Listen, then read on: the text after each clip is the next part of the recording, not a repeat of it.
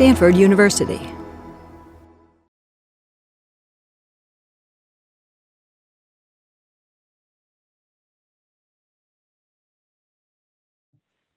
Welcome. I'm Dr. Tia Rich, and it's my honor to direct Stanford's Contemplation by Design program.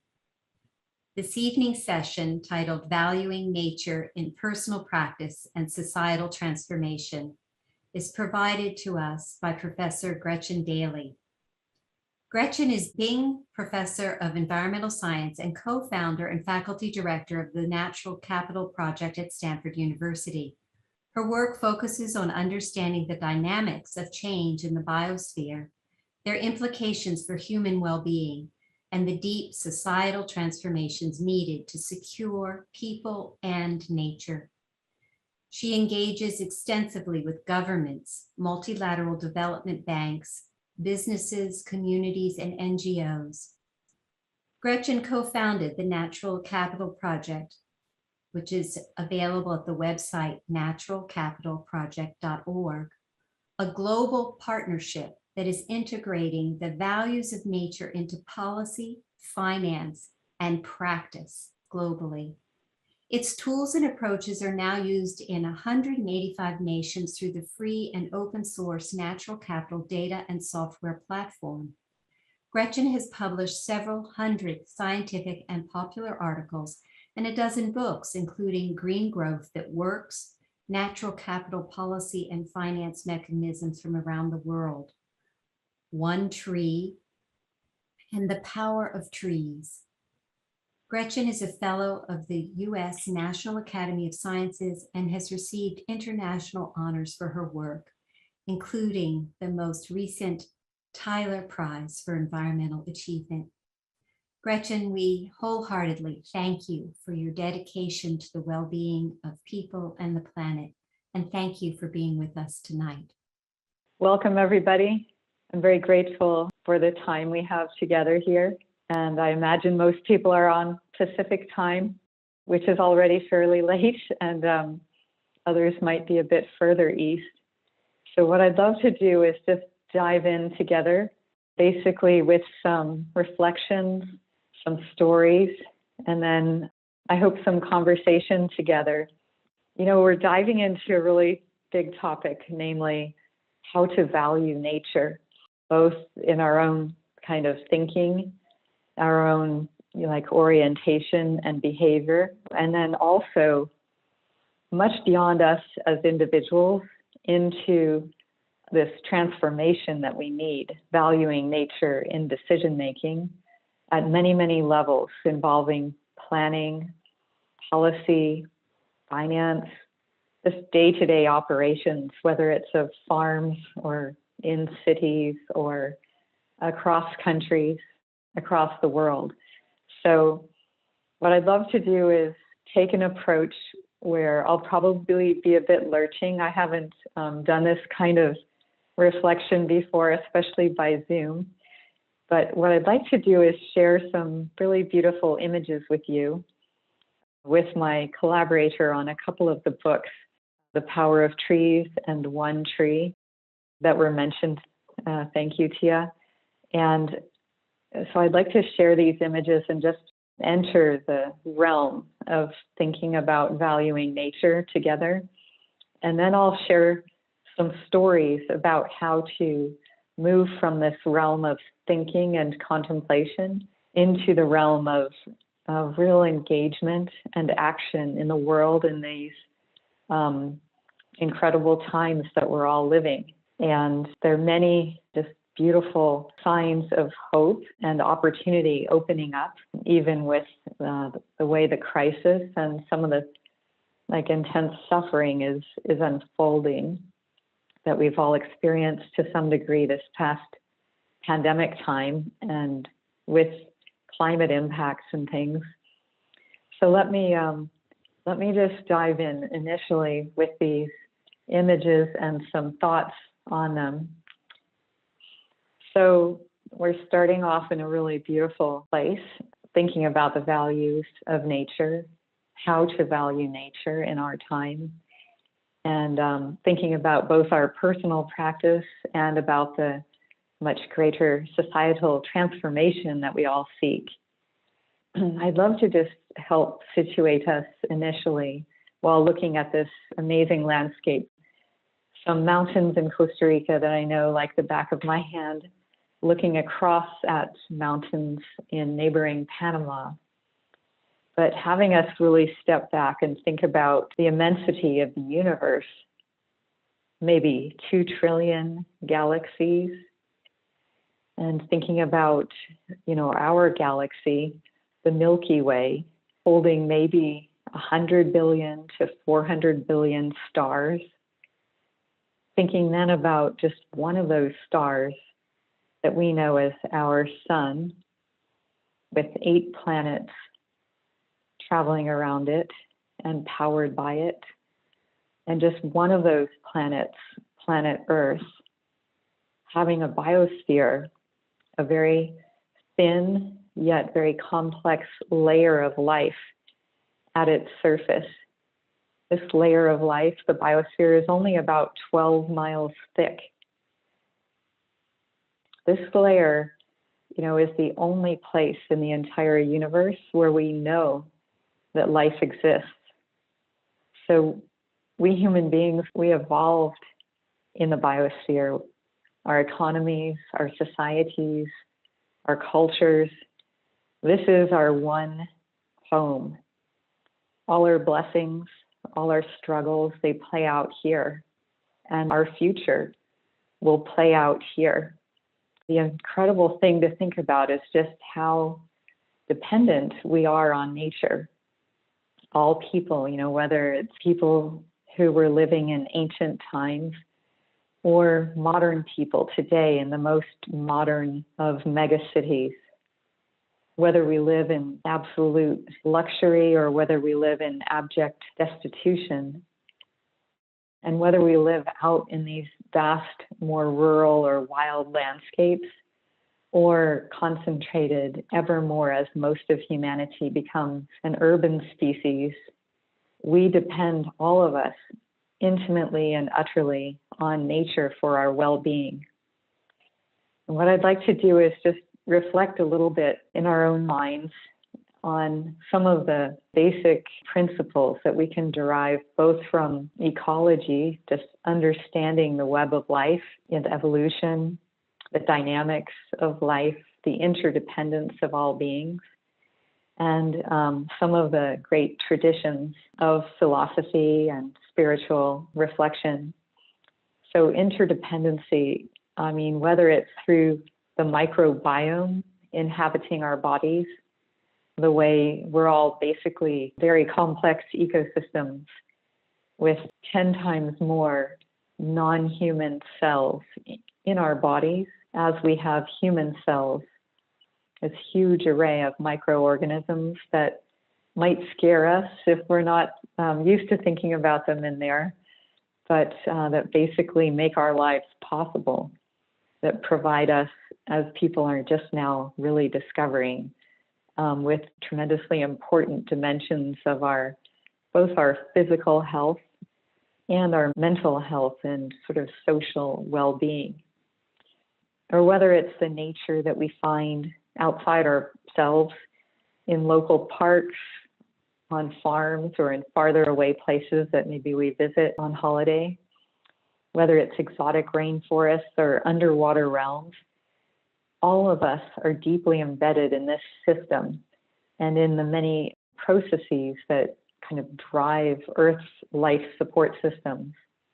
And one way we can think about this extremely subtle web of relationships, the interbeing that we are a part of, is in terms of all of the both material basics that we get from the web of life, whether it's nutrition, our health, our security, and let's say water, energy, climate, all the way through to the more ethereal senses of well-being, senses of attachment, of belonging, of beauty and spirit, the things that really fulfill and drive us, the things we really hope to help impart to our children and other loved ones.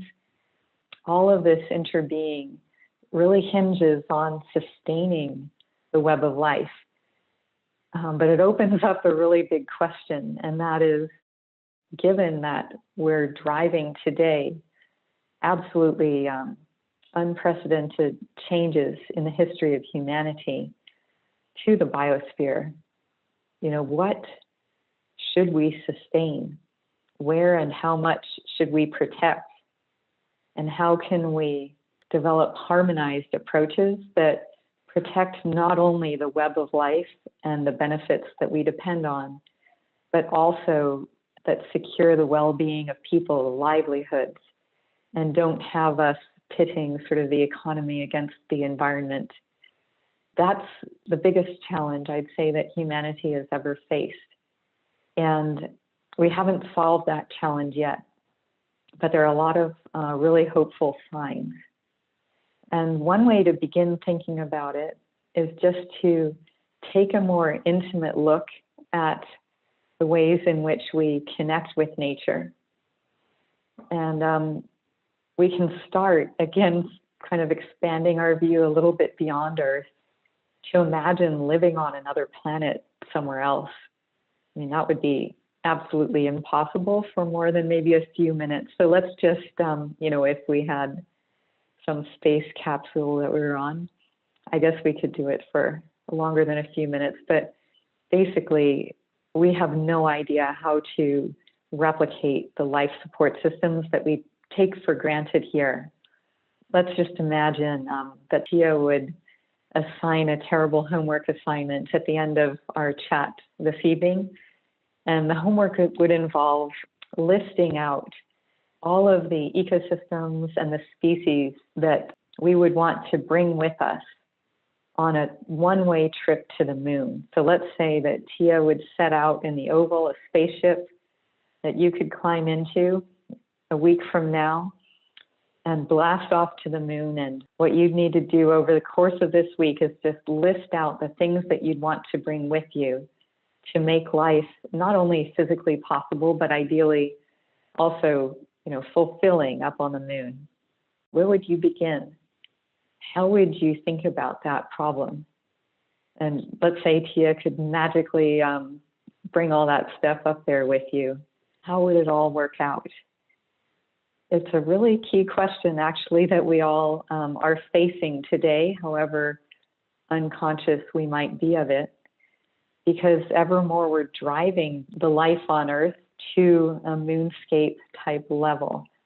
And we see this in a lot of different ways. We're in the greatest extinction period ever known since the dawn of humanity. Just little tidbits of kind of tracking what's happening. For example, if you look across the world at all of the vertebrates, just the mammals, let's just focus on the mammals. And basically the weight of mammals on the planet, 96%, actually a little more, and now is made up just of humanity, our collective weight, plus livestock. And less than 4% remains, to account for all the world's whales, all the elephants, down to the smaller things like monkeys and rabbits. And that's just one measure. There are many other measures of the transformation that we've been bringing about, especially during the past 50 to 100 years, basically our lifespans and those, of our parents.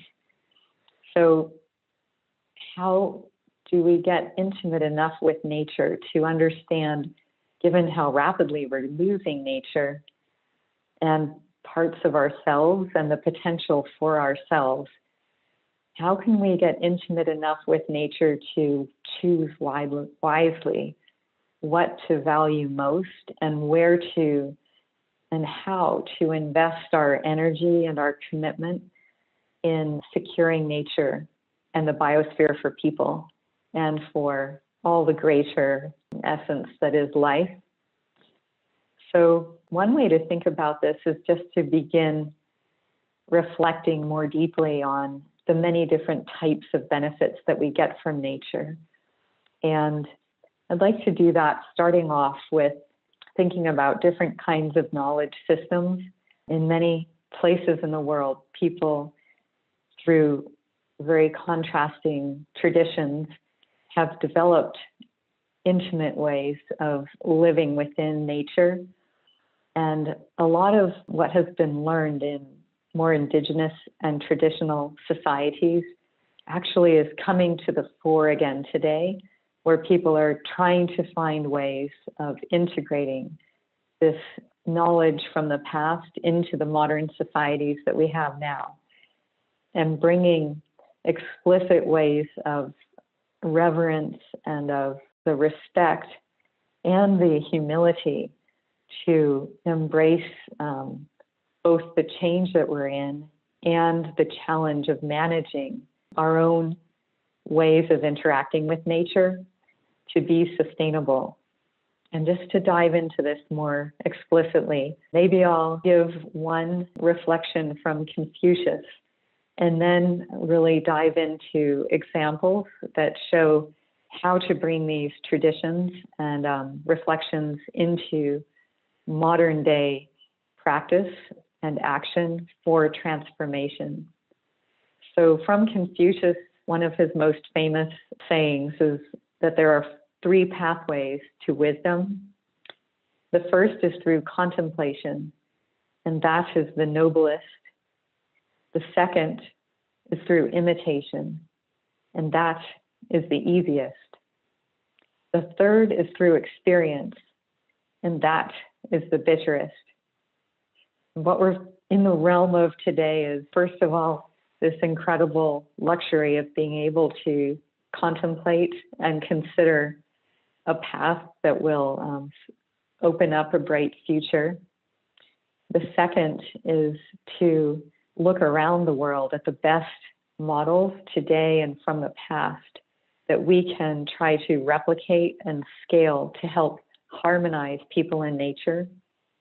And the third really is to accelerate our actions, to activate within ourselves and among our communities and among many more people in the world, activate an awareness of the danger that we're in and a drive to do something about it. So I'll give you an example briefly from Costa Rica that has motivated a lot of what's happening in the world, and then we're going to delve into examples from elsewhere. In Costa Rica, they had, at the time when I was a graduate student, the highest deforestation rate ever recorded on the planet.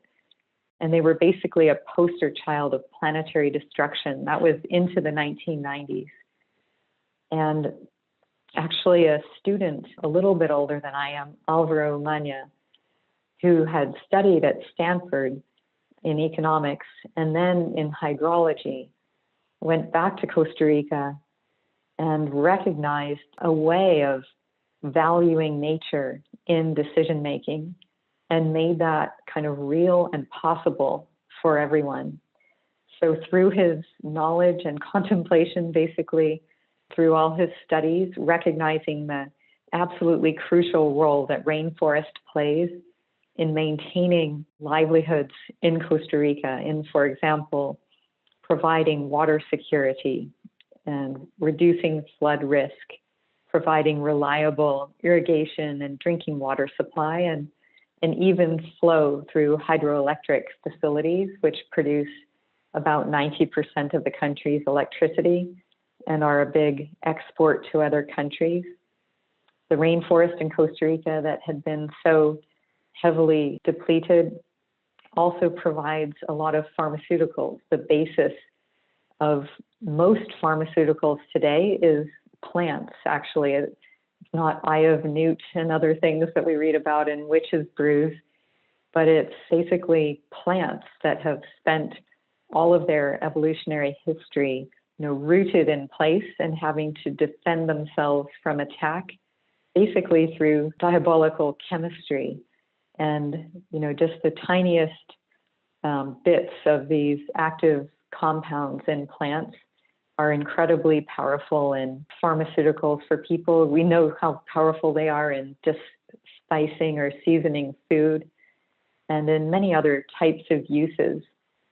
So recognizing that, recognizing as well the dependence of the country on ecotourism, and finally the dependence of Costa Rica and the whole world on a stable climate system where rainforest and other ecosystems play a tremendous role in storing carbon in a safe place out of the atmosphere.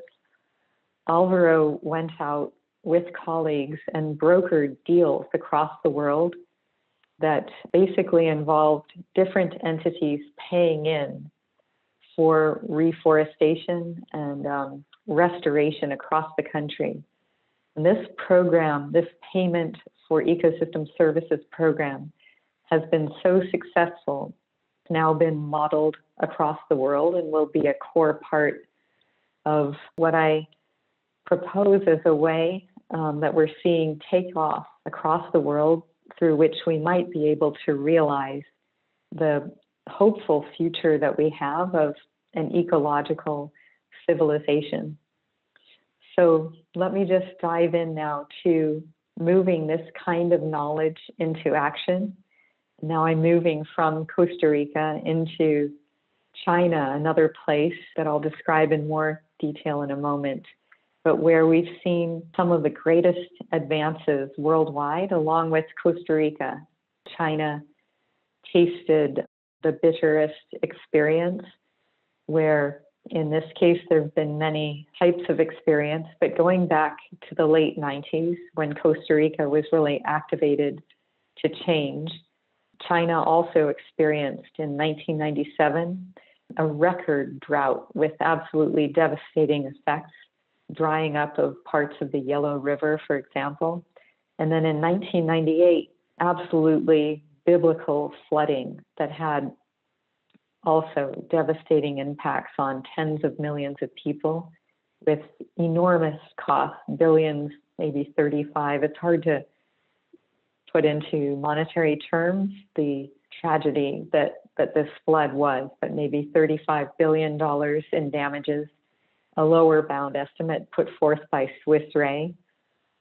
And the Chinese Academy of Sciences, Swiss Re, and others looking at the causes of flooding determined that, kind of as in the case of Costa Rica, it was deforestation, kind of a lack of appreciation and valuing of forest standing up in the upper reaches of the major river systems, especially the Yangtze River, that had really accentuated the risk of flooding.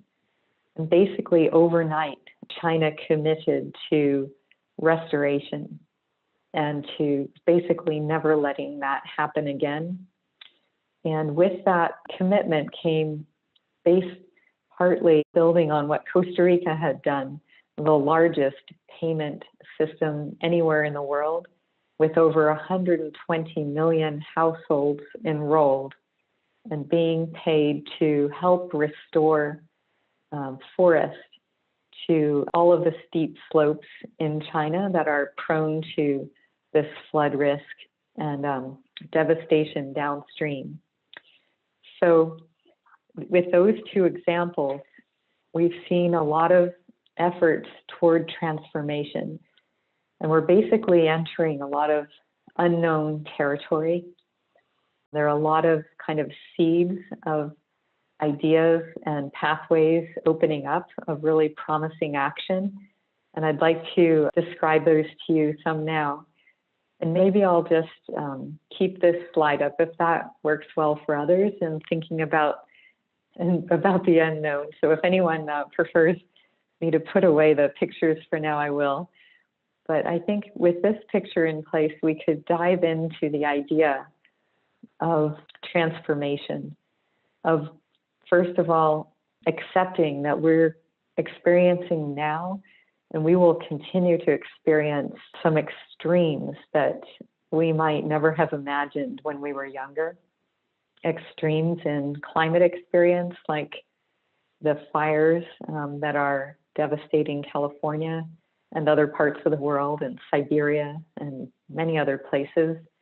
The heat waves that are enveloping communities and large cities all across the world. And then other kinds of extremes that in our great fortune in the Stanford community and maybe among others who've joined this moment of reflection tonight, we might not have the awareness of how dramatically transformed much of the planet is. In many places, the air is so polluted that kids have never seen stars and don't believe that there are stars. In many places, the soil has been so badly depleted and actually poisoned that health is severely compromised, even through what could be nutritious food. For example, right in the Central Valley in California, over the past decade, just the concentration of calcium in the kinds of veggies we've been taught are the most healthy thing, like kale, has dropped in places by 90% thanks to depletive practices of agriculture. So all over there are dramatic changes underway, some of them really undesirable, and then many actual, really beautiful opportunities opening up.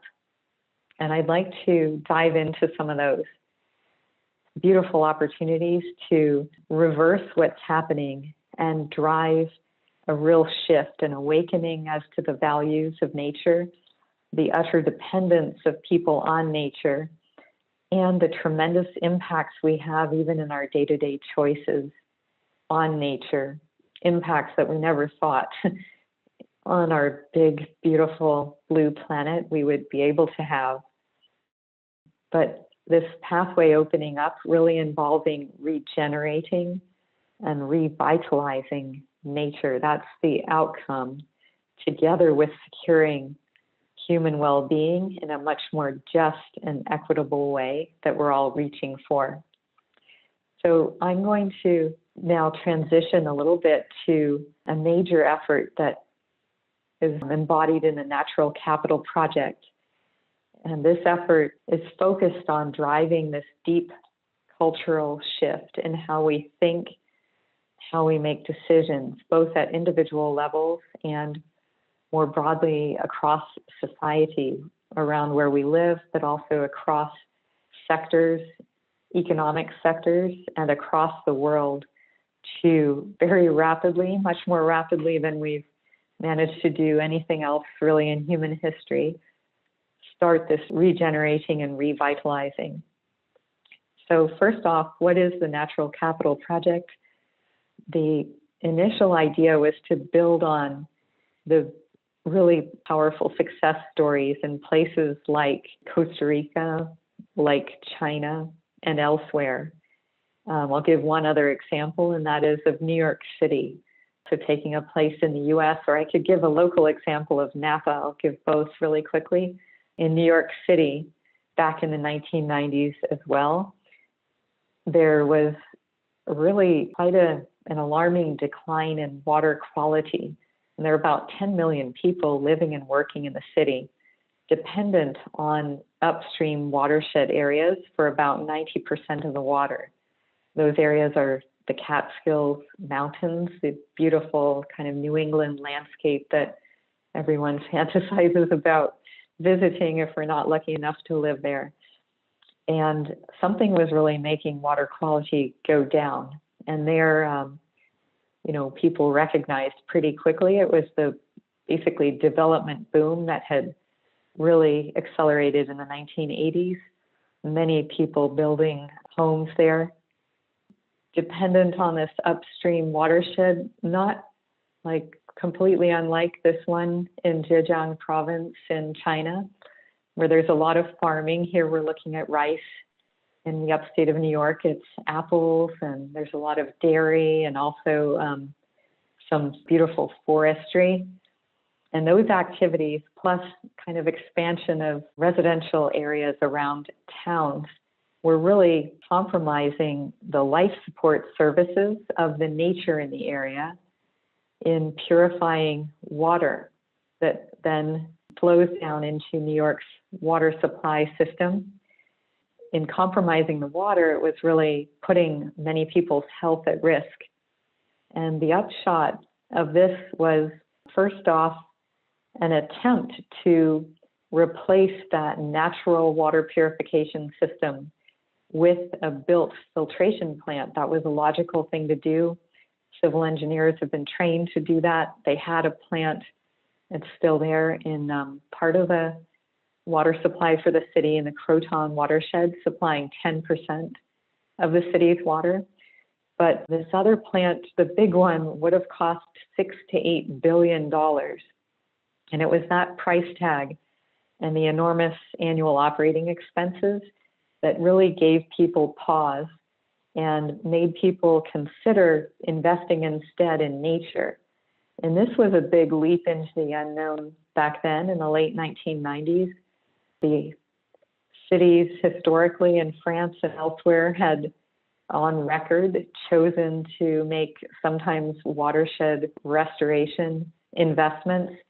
But in general, cities have been built in a way without much thought to the management of land upstream to maintain water quality and supply. And so New York leapt into the unknown and agreed to fund the city in making these restoration and sort of revitalizing investments, both in nature as well as in basically the farming, forestry, and other kind of town activities. And those investments have really paid off, and they've amounted to less than $1.5 billion as compared to the $6 to $8 billion price tag that would have been involved in trying to replace that one benefit from nature to people, the water supply service benefit.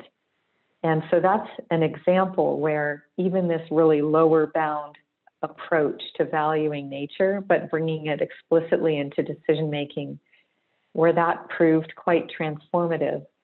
We could think of all the other values looking in this beautiful image here that were protected and basically ask ourselves, would we rather spend a romantic weekend in a built water filtration plant or up in a beautiful mountainous watershed area, such as in the Catskills or here in Zhejiang province in China? And we can recognize all these other benefits that are protected under the umbrella of this one benefit that everybody is in agreement on and wants to drive investments in. So from this New York City case, I can say that now, through the Natural Capital Project, this has been replicated all over the world. And the way that's been done is through this partnership and through basically that Confucian reflection on developing the science to support those investments in upper watershed areas like this, making the science accessible and actionable, because most science is so locked up in journals and in kind of language and areas of sort of highly skilled expertise that most normal people do not have access to the vast majority of human knowledge. So making that accessible through simple, easy to use tools available and applicable anywhere in the world is the second way by which this happened. And then the third key way is through engaging with communities all over. And in the case of the Natural Capital Project, we've worked in about 50 different watersheds across the planet in mostly Latin America, and now supporting many others beyond Latin America in establishing what New York established, this agreement and investment in the upstream community and part of the biosphere to achieve this win-win outcome for upstream and downstream people who are much more interconnected than might be evident at the surface, and also the interconnection between people and nature. And while we reflect a little bit more into the unknown and into another case in the US, I'll just describe briefly closer to Stanford, the case of Napa. Napa is this beautiful region, the wine growing region we all know of, north of Stanford in the north part of the Bay Area. And it faced tremendous flood risk over a 40-year period, also culminating in the late 1990s when a lot of this transformation, at least these seeds of transformation, really were initially sown, born out of bitter experience. So Napa had endured and really suffered a lot of tragedy, over $1 billion in damages, quite a few lives lost from flooding of the Napa River. And the town itself was a place no one really visited. While people would go to the wineries and such, the town was at such grave flood risk that, no one had invested in it. I tried to go to the bakery there and it was boarded up. What really changed was when a young student actually at Berkeley, together with a writer from San Antonio who'd seen investments in the river in San Antonio and thought about kind of imitating the success of San Antonio in a very different sort of place in Napa. When those two teamed up and opened a vision for a better future, they really sparked the imagination of townspeople who agreed to invest rather than paying, it would have been about $150 million going into dikes and levees and other engineered approaches to achieving flood security from events like the storm that hit us out here just last Sunday. They invested instead in restoring this natural wetland that had once been a major area that would have water levels naturally rising and falling, and that could serve as security in times of high waters when the river was really flowing fast and high, and capture that flood water, protecting the town and people living around it. And so that actually came into being. Over 650 acres were restored of this wetland, even though that cost more as compared to the $150 estimated $150 million for engineered solutions. This natural approach cost about $200 million. But townspeople, recognizing the many other benefits, the many win-wins that would come with making the river a living river and making the town like a river town, and accepting and embracing the interdependence of the river and the town, the people made this investment, elevating local taxes, which is almost an unheard of thing, we think, in America, increasing local taxes, getting some support federally to cover much of the bill, and so on, and made these investments. And this is seen as a tremendous success still today, with the town revitalized, with many activities that visitors can participate in along the river and even in the wetland, fishing and boating and cycling along trails that run through it and that are accessible during the drier periods of the year. So those are a couple of examples. And what we wanted to do with the Natural Capital Project, going back to this effort to, following the Confucius guidance, imitate, avoid the bitterest experience, and really scale up planet-wide, was three things. And the first was just to advance the science, our understanding of human dependence on nature in many, many different realms, for health, for water security, in health and removing or greatly mitigating disease risk, giardia, cryptosporidium, other things that could get into water supply. Many other dimensions of health, such as mental health, many other physical dimensions of health, cardiovascular, metabolic, relating to prevention of many different types of cancer and many different types of disease are known now to be intimately connected to experience of nature. We also know that city living, like the heat waves that we're experiencing more in cities, these urban heat island effects, those can be greatly reduced.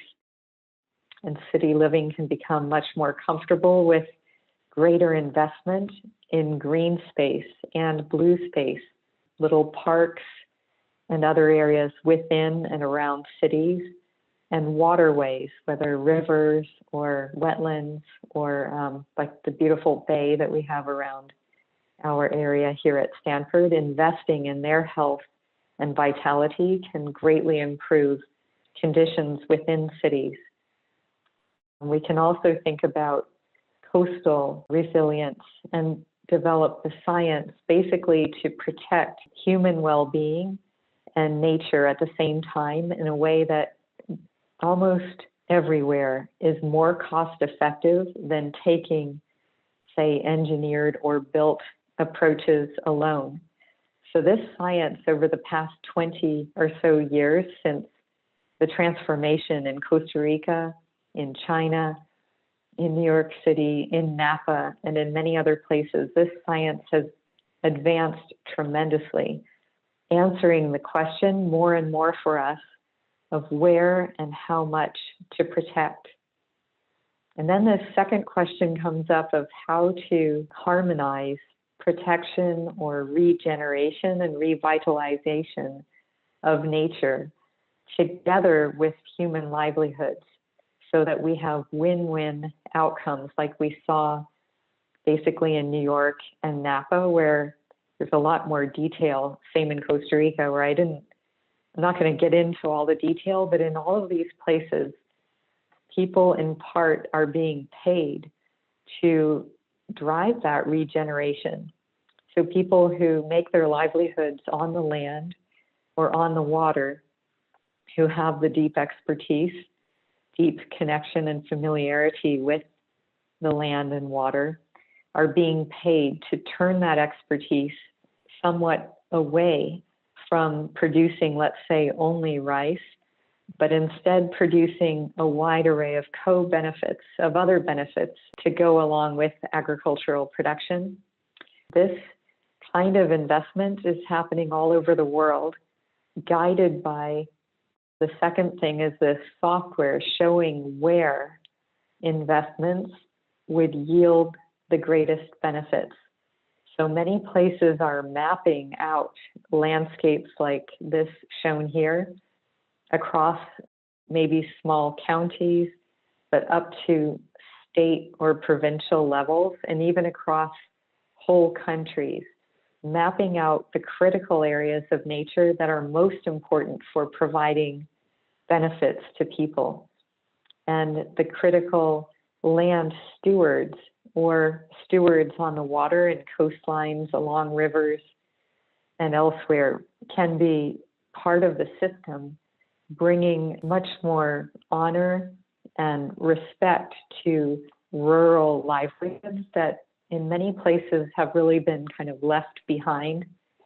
The investments now, I'll just give an example from first Latin America and the Caribbean, and then China, are really pretty mind-blowing.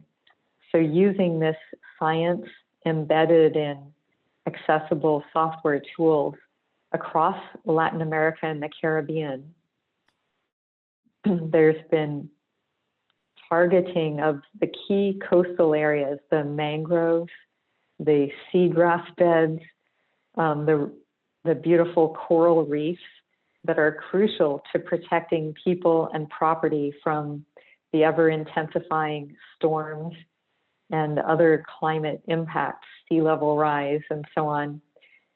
And now across the 26 countries of Latin America and the Caribbean that are part of the Inter-American Development Bank, this approach is really being scaled up and embedded formally in development planning, these 20-year future-looking development plans that countries make and negotiate together with these multilateral development banks meant to be looking after the public good and driving improvements in human well-being. They're ever more intimately connected now to ecosystems, to parts of the biosphere that are crucial to maintaining them, maintaining well-being. So we've seen this approach adopted and standardized now across Latin America and the Caribbean. I'll give another example and develop a few more stories around it. In the case of China, it really has embraced this kind of approach in a way that goes beyond what other countries have done so far.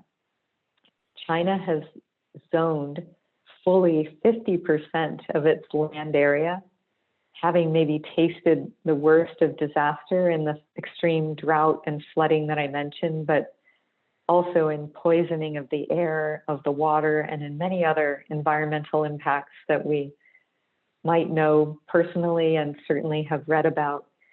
So China has zoned 50% of its land area for regeneration of ecosystems.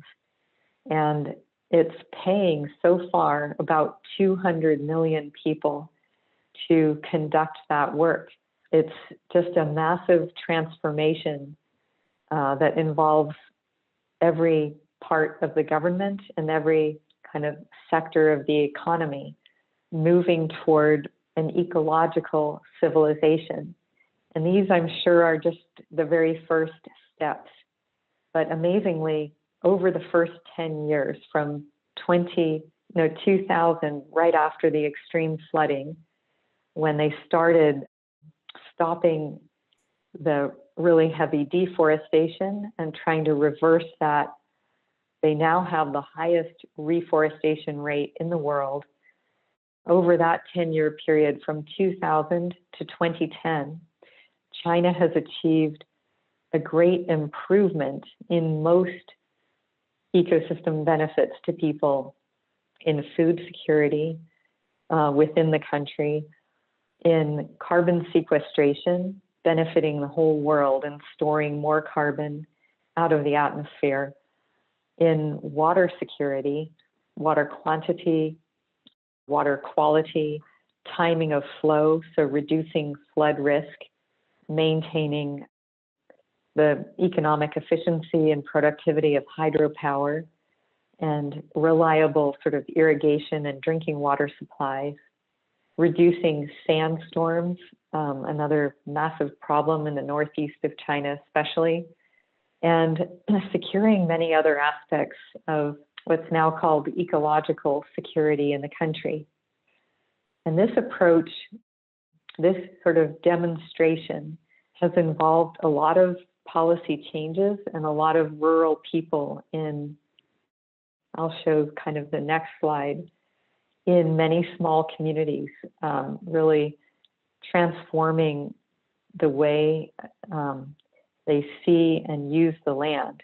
So there's been a lot of worry in converting some cropland in these steep mountainous areas to forest, which is much better for downstream people and also for the global community in providing more climate security.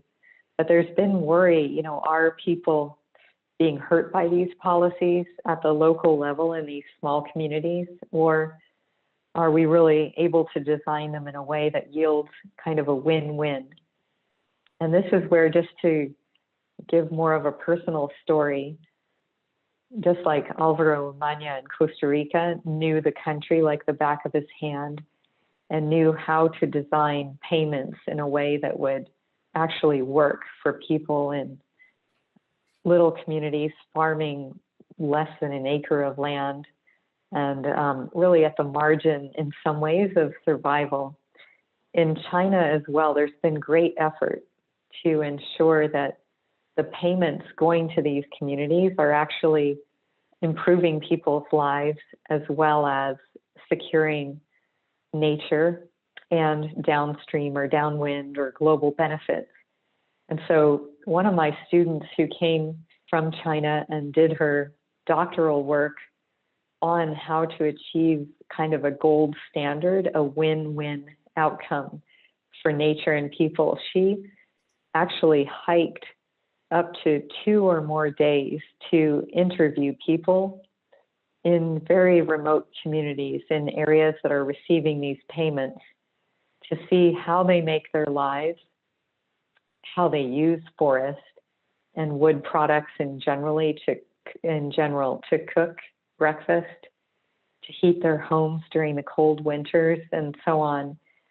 She helped design and revise government policies and these payment schemes to enable that win-win.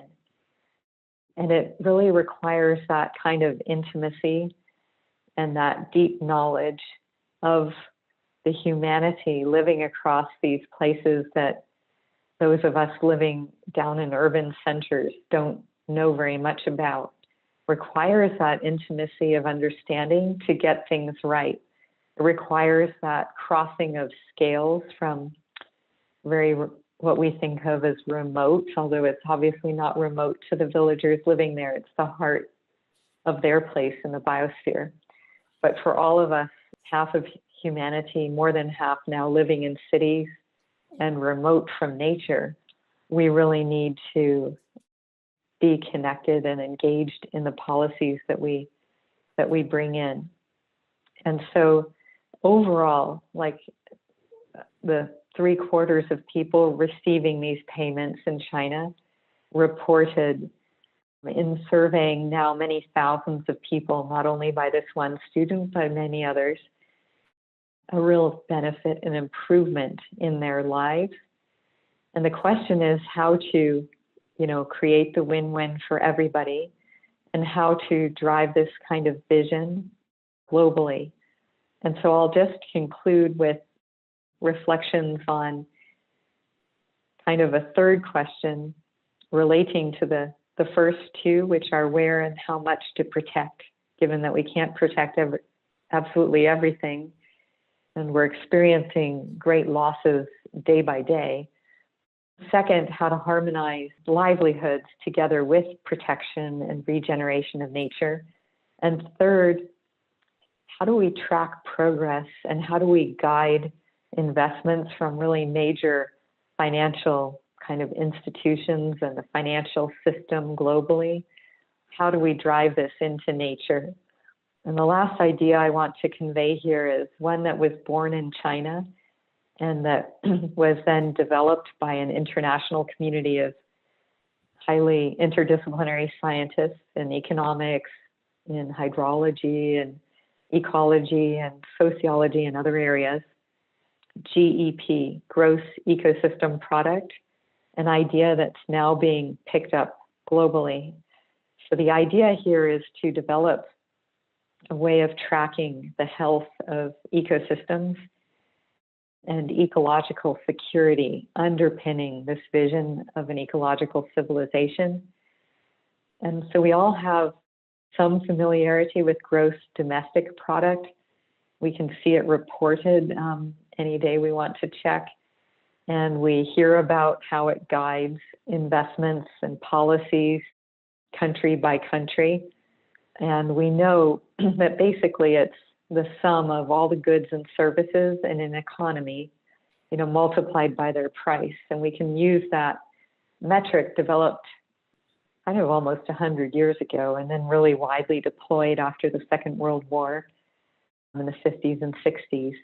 We can use that approach to look at the health of economies. However imperfect, it has really guided a lot of thinking and policy. And now with the idea here with GEP, it's to develop something similar that quantifies all of the goods and services produced through nature, and to have a metric and a whole framework and system behind it that helps guide investments in places that might have a low GDP, but a very high GEP and a very high value to societies today and in this future. And this idea of GEP has really taken off. It's now being measured and used across China to report the contributions of nature to people, to guide financial investments, and third, kind of to track progress. And recently, just this past March, the UN Statistical Commission has blessed GEP as a framework and an attractive approach for global use. And many countries, since this happened, have now raised their hand and are asking to become part of it and to help transform to a green and inclusive financial system. And a number of the major development banks are now behind this, and what the Natural Capital Project is aiming to do, having supported all this throughout with science, with this software to enable anyone to deploy GEP, and with these further demonstrations of how it can be adapted and implemented in different, quite contrasting countries. We're starting in Colombia, Sri Lanka, and Mongolia, but many other countries are signing up. We want to start in some places where we have deep relationships and some modest and initially very achievable goals, but it's really sparking the imagination and leading many people to be thinking about, here back in Costa Rica, more diversified approaches to farming, with just in closing with a few people. This gentleman, Memo, an old friend who's let us work on his farms for 30 years, producing coffee and cacao and about 50 other different products on his farm of just a couple of acres. Going to Danilo, another friend who made his life in construction and basically built all of the major infrastructure in the southern region of Costa Rica, now turning his life actually to rescuing orchids, these incredible array of plants that live in still many small forest fragments that have been blowing down or drying out too much with climate change. And he's bringing them into his tiny, way less than an acre yard. He had hundreds and hundreds, and he has these orchids tied up, and then he's moving them into forest, reflecting on other kinds of inspiration that people are getting from the transformation coming through these programs, recognizing governments and others, leaders in society, talking about and making really meaningful investments in nature. And here, an image, a closing image on a tree that has been honored across the country of Costa Rica, and a community honored for protecting it. This ceiba tree that has been protected from being cut down. It's a remnant rainforest tree that would have grown up before people had settled in modern times in this area, protected by individuals sort of decade by decade. And we're seeing basically worldwide much more individual action that I'd love to talk about if we open up in the time for conversation now. People saying, they're not going to wait, and they're devoting parts of their lives to one form or another of protection and regeneration of nature. And I, with that, want to thank you for participating and reflecting with me, and I hope now conveying a bunch of new ideas or questions about this kind of approach and the ways in which we can all engage in it to scale up and drive a really dramatic shift in the course we're on today for a future in which people and nature together can thrive. Thank you. Thank you, Gretchen. We're so grateful to you for your devotion to these important matters. And a question has come: how do you regenerate, and revitalize in your tireless dedication to making science accessible and to creating these collaborative solutions? I appreciate that question. I'll say a few things. Maybe it's two things. One is through friendship and love, basically, and trust that comes from these engagements. I'll elaborate just a little bit. So prior to the pandemic, traveled to many places around the world trying to connect across cultural divides that I had never imagined I would have the opportunity to reach across. And with a lot of kind of uncertainty or lack of, confidence or real direction in how to do so. But finding over the years such an embrace, basically a warm embrace across these divides from people, whether in very different places, geographies, and also in very different sectors. And like the most recent divide that I'm trying to span is with the banking community.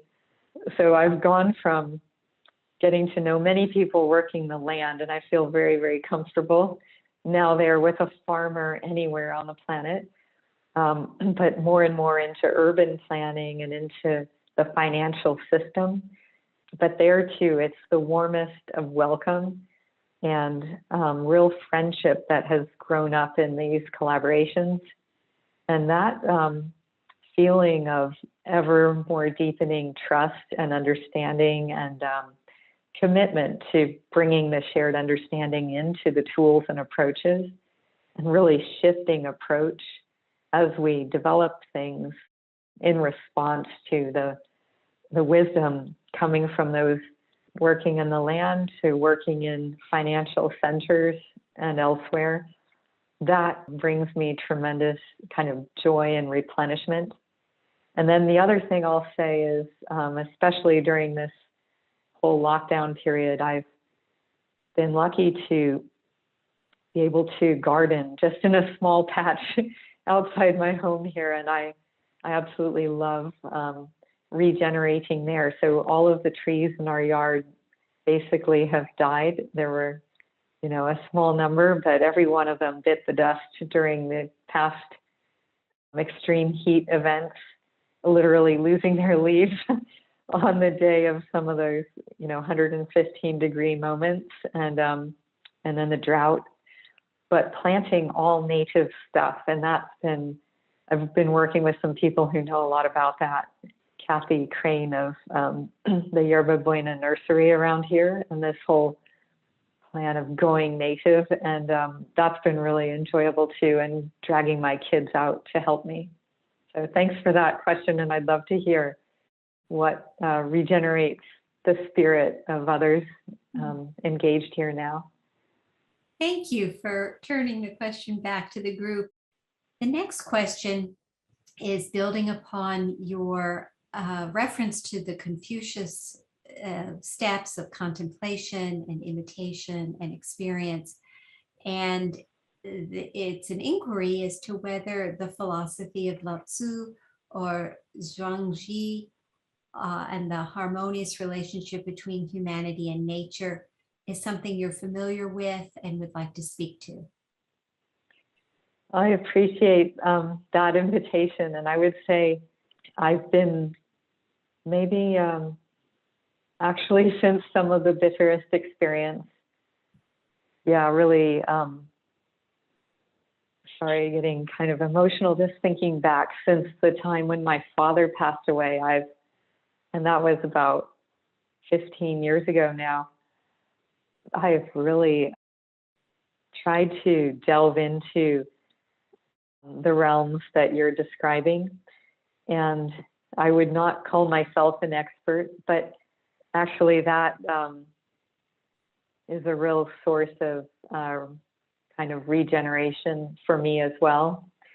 And I'll share, just since I have it right next to me here, a couple of books that I've been diving into. So in related traditions that I highly recommend. One is by Thich Nhat Hanh, And I know he's come up and been part of the week's events, including in Plum Village where he lives, but the other shore.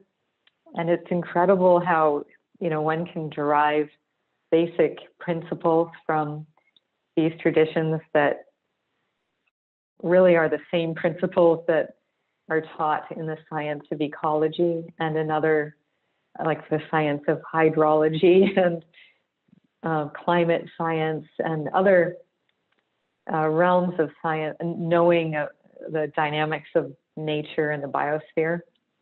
And another book that I happen to have here and to which I contributed in a small way, coming actually from the Vatican a few years ago, just put out, in fact, in order to help motivate more leaders to commit to the climate accord, the 2015 Paris Agreement.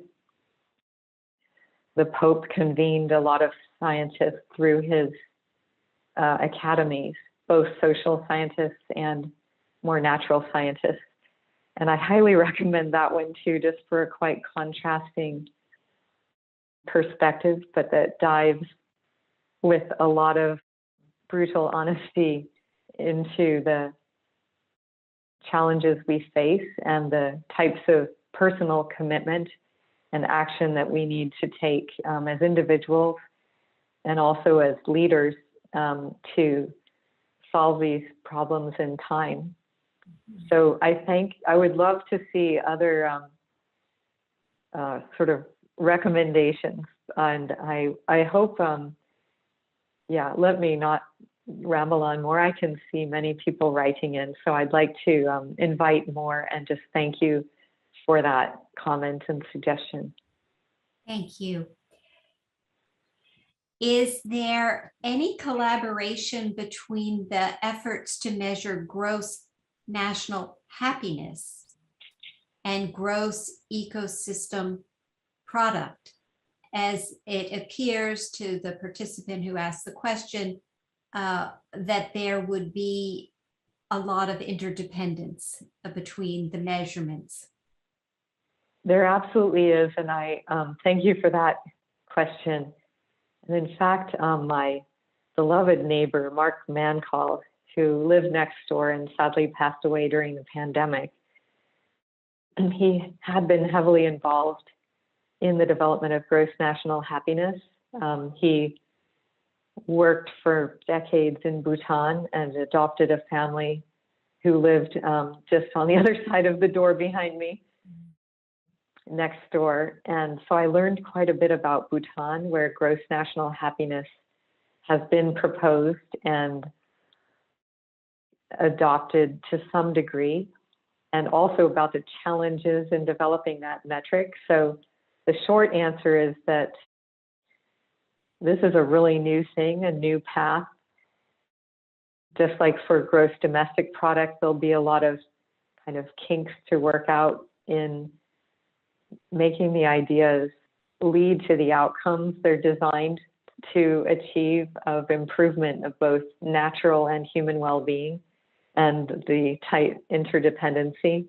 And so there's a ways to go, but yes, the GNH is definitely part of the thinking and something that we're building on.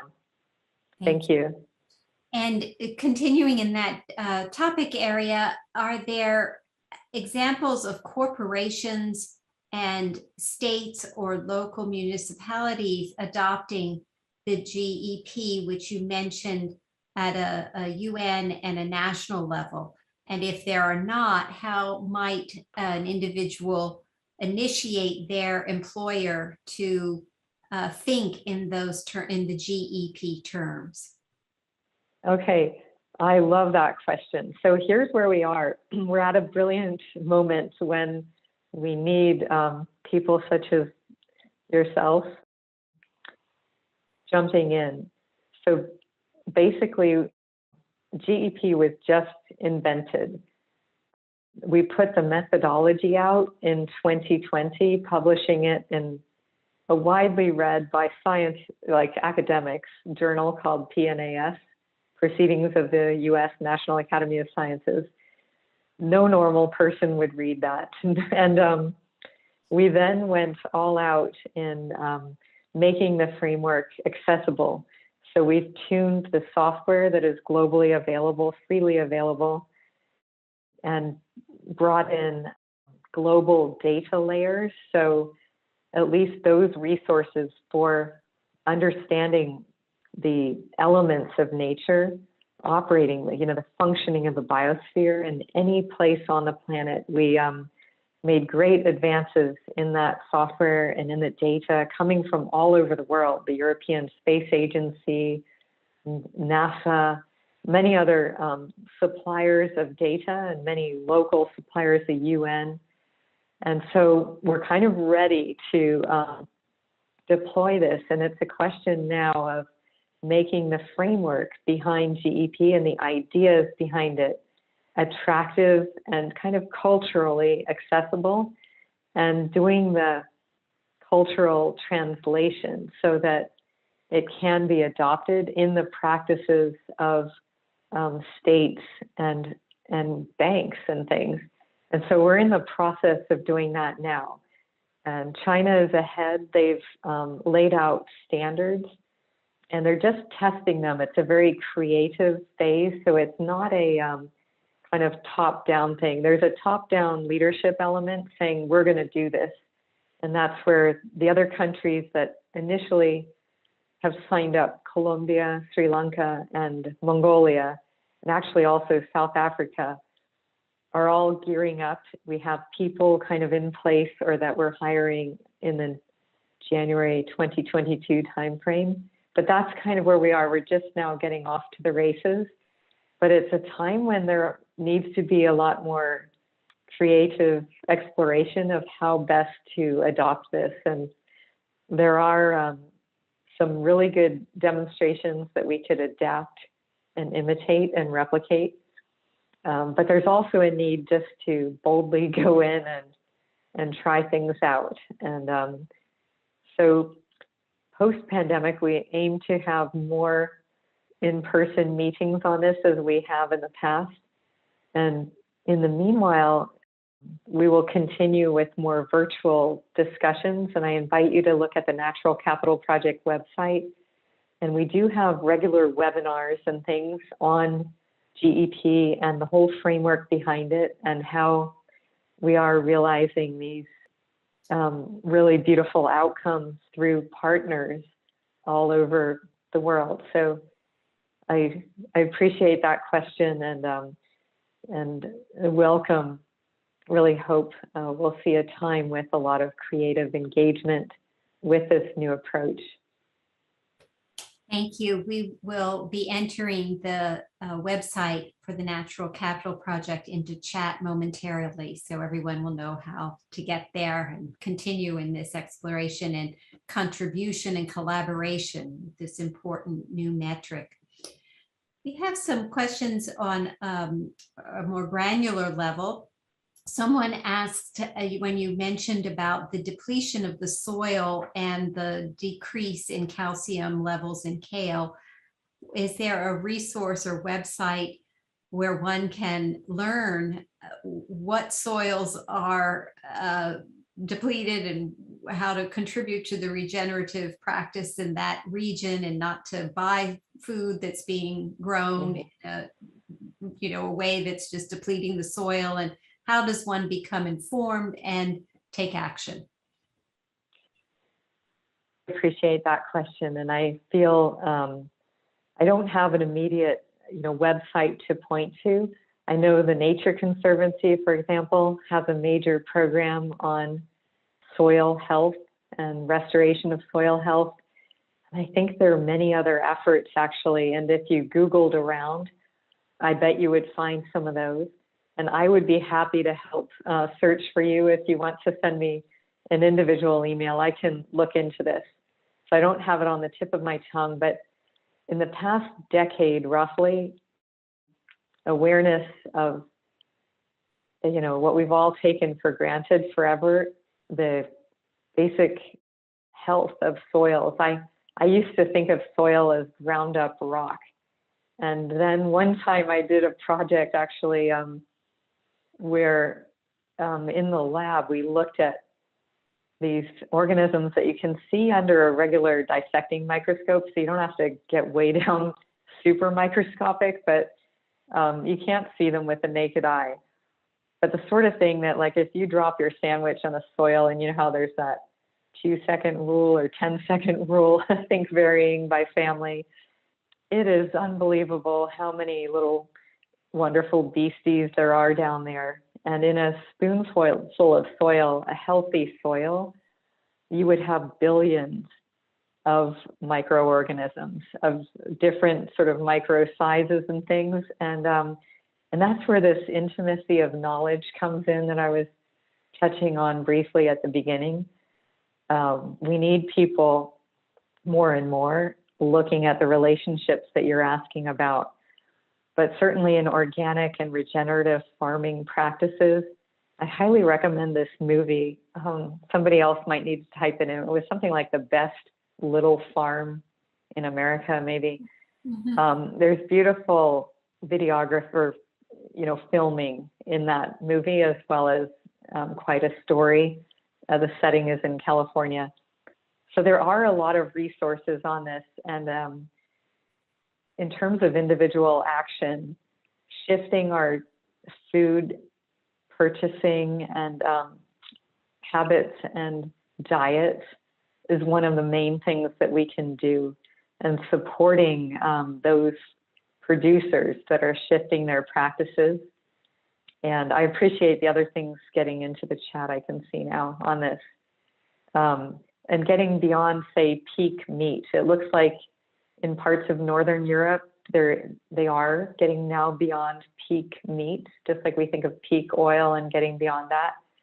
And if we can all do that in our diets and get beyond conventional high chemical input agriculture into more sustainable agriculture, there's so many things we can do as individuals that will add up to making a really big difference. Thank you. Another question for you, Gretchen, and then, if we may, has one more. California wildfires in the last 4 years have prompted re-examination of fire prevention practices. Even agencies with forest management policies entrenched for a century are talking about incorporating indigenous practices and, quote, learning to live with fire. What is the outcome of this trend? Since people want to live where there is high fire risk, can they learn to live there, or should they just be forbidden to do so? Maybe fire has a positive economic value if we know how to measure it. And then, building upon the fire example, you had already spoken about the wetlands and the need to have wetlands. And so, to broaden this out in terms of how do you approach the indigenous spirit of harmony and collaboration with the natural systems, and invitation to, let's take the Bay Area, not build everything that can be built between 101 and the Bay. I'm making a few notes so I stay on track. That is an excellent question, and let me address the forest and fire part of it first. Yeah, there's definitely an urgent need to rethink how we manage forest and how we come to grips with the climate realities that are unfolding. Yeah, when it comes to forest fire and indigenous practices, the best kind of future landscape that we could get to is one that would be much, much closer to what existed back in times when Native people were managing the land, when forest occurred in smaller patches where fires were relatively normal thing and were, actually deliberately ignited to help maintain a diversity of different habitats at different stages of burn, and with a real possibility of limiting the catastrophic fires. So it was much more low temperature burns that would have gone on, and a much more open, you can even see in the old photographs, much more open kind of mountainous Sierra Nevada forest system with a lot of meadows and other areas in between the forest, places that today have really grown up very, very thick with dense forest and that are just, explosive now when they burn, especially after these years of intense drought and heat stress. So what's the path to getting to that better managed and healthier forest system, given especially climate change?